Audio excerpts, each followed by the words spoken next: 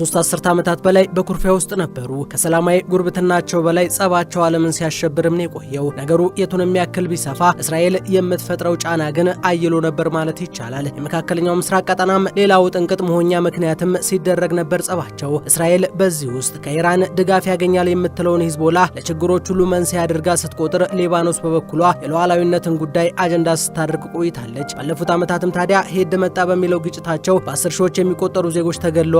በርካቶችም ደቡባዊ ሊባኖስን ለቀው እንዲወጡ ሆነዋል። ይህ ባለም አቀፉ አይን የንጹሃን እልቂት በቀጣናው ይብቃ እንዲባል ሲያስገድድ፣ ሀገራቱ ግን በእንቢተኝነታቸው ጸንተው ቆይተዋል። በአሜሪካ አሸማጋይነት የተጀመረውና ፍሬያማ ውጤት እያስገኘ ነው የተባለለት ንግግርም ታዲያ መነሻው ንጹሃንን ያማከለ ሲሆን ለአንዴና ለመጨረሻ ጊዜ የሀገራቱን ፍጭት ማስቆምም ዓላማው አድርጓል። ይህ ከቀናት በፊት ውስጥ ለውስጥ የተወራለት ንግግር ዛሬ ላይ ለሚዲያ አይንና ጆሮ ሲደርስ ሊደረስበት የሚችለው የጋራ አቋምም እንዲጠበቅ አድርጎት ነው የቆየው። በእርግጥ ሁለቱ ወገኖች በከፍተኛ ተደራዳሪዎቻቸው አማካኝነት ከዓመታት በፊት ፊት ለፊት የመገናኘቱ እድል ነበራቸው። ነገር ግን በነበሩ ነጥቦች ላይ መስማማት ባለመቻላቸው ንግግራቸው ፍሬ አልባ ሆኗል። ይሄኛው ግን ይለያል። እንደ አሜሪካው ውጭ ጉዳይ ሚኒስትርና ከአደራዳሪዎቹ አንዱ እንደሆኑት ማርክ ሩቢዮ መግለጫ ሀገራቱ ዛሬ ላይ ከሞላ ጎደል የጋራ አቋም የሚይዙባቸውን ነጥቦች ለጠረጴዛ አቅርበዋል። እናም መዳረሻቸው ሰላም መሆኑን ተናግረዋል ብለዋል። ይህ ታሪካዊ እድል ነው። ላለፉት 10 ዓመታት ይህ እንዲሆን ስንሰራ ቆይተናል። ጉዳዩ ቋሚ የሆነን ሰላም ስለመፍጠር ነው። ሂዝቦላህ ከ2 እና 3 አስርት ዓመታት በላይ ተጽዕኖ ሲፈጥር ቆይቷል። በዚህ ውስጥም ሊባኖሳውያን ገፈት ቀማሽ ሆነው ነው የቆዩት። ኢራን በፈጸመችው በደልም ቀዳሚ ተጎጂ ነበሩ። እናም አሁን ሁሉም መቆም ስላለባቸው ነው እዚህ የተገናኘ ነው። ለዚህ የሚረዳንን አካሄድ በመቀየስም የጋራ ነጥቦች ላይ መስማማት ይኖርብናል። ቀጣይነት ያለው የሊባኖስን ሕዝብ ወደፊት ሊያራምድ የሚችል የጋራ አቋም ላይ መድረስ አለብን። በተመሳሳይ የእስራኤል ዜጎችም ከጥቃት ነፃ ሆነው መኖር ይገባቸው። እዚህ ጋር ግን አንድ ጉዳይ አለ። በኢራን ድጋፍ የሚንቀሳቀሰው ሂዝቦላ የሀገራቱን መገናኘት ፈጽሞ ይደዋል ተብሎ አይጠበቅም። በአሜሪካ የሊባኖስ አምባሳደር ሚሼል ኢሳ በእስራኤልና ሀገራቸው መካከል ንግግር እንደሚደረግ ከተረጋገጠበት ጊዜ ጀምሮ የቡድኑ ሰዎች ጫና ሲፈጥሩ እንደነበር ተናግረዋል። በተለይም ደግሞ ቡድኑ ሀገራቱ ስምምነት ላይ ከደረሱ ተጽዕኖ ፈጣሪ ሆኖ የመዝለቁ ጉዳይ አጣብቂኝ ውስጥ እንደሚገባበት ስላወቀ ድርድሩን ማደናቀፍ ተቀዳሚ ዓላማው ነበር። ሆኖም በዋሽንግተን እየተደረገ ያለው የተደራዳሪ አካላቱ ውይይት የበዛውን እጅ ለሰላም የሰጠ ሆኖ ተገኝቷል። በአሜሪካ የእስራኤል አምባሳደር የቼሊተር ንግግራቸው ተስፋ ሰጪ እንደሆነ ተናግረው ሁለታችንም በተመሳሳይ ፍላጎት ውስጥ መገኘታችን ነገሮችን ለመስማማት አቀሎልናል ብለዋል።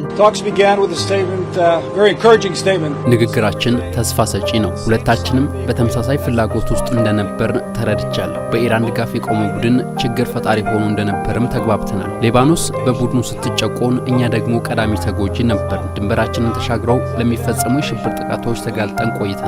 ዛሬ የጋራ ድንበራችንን የምንጠቀመው ለንግድ ግንኙነትና መዝናናት ብቻ መሆን እንዳለበት ተስማምተናል። የህዝባችን ደህንነት ጉዳይ ለድርድር መቅረብ የለበትም። ሁለቱም መንግስታት በዚህ ላይ ጠንካራ አቋም አላቸው። የሊባኖስ መንግስት ለሂዝቦላህ እንደማይታዘዝም ቁርጥ ያለ አቋም ላይ ደርሰናል። በቀጣይም በጋራ ሆነን ይህንን ቡድን የምንፋለም ይሆናል።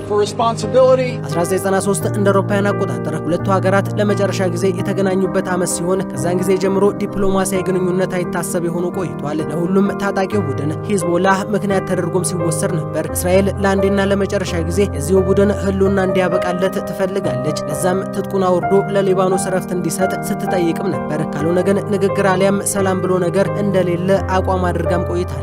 ሊባኖስ በአንጻሩ እንደ ሀገር ከቡድኑ እንቅስቃሴ ጋር ግንኙነት እንደሌላት በመናገር ቴል አቪቭ የምታደርስባትን ጫና ብሎም ወታደራዊ እርምጃ እንድታቆም ስትጠይቅ ዓመታት ተቆጥረዋል። ከኢራን እስራኤል አሜሪካ ጦርነት መጀመር ጋር በተገናኘም ቡድኑ ለኢራን ወገንተኝነቱን ማሳየቱ እስራኤል ዳግም እርምጃ በቡድኑ ላይ እንድትፈጽም ምክንያት ሆኗታል። እናም ባለፉት ቀናት አገሪቱ በወሰደቻቸው ጥቃቶች ከ2000 በላይ ንጹሃን ተገድለዋል። ባለፉት 24 ሰዓታትም እስራኤል በሊባኖስ የአየር ላይ ጥቃት ስትሰነዝር፣ ቡድኑ በአንጻሩ ድሮንና ሮኬቶችን ወደ እስራኤል ልኳል። የአሜሪካ ውጭ ጉዳይ መስሪያ ቤት ቃል አቀባይ ቶሚ ፒጎት መሰል ጥቃቶችን ለመከላከል ብሎም እስከ ወዲያኛው ለማቆም የሀገራቱ ስምምነት ላይ መድረስ ወሳኝነት እንዳለው አንስተው መንግስታቸው ለውጤቱ መገኘት የሚያደርገውን ድጋፍና የአደራዳሪነት ሚና እንደሚቀጥልም አረጋግጠዋል። በሊባኖስ በኩል ተደራዳሪ አካላቱ ለንግግር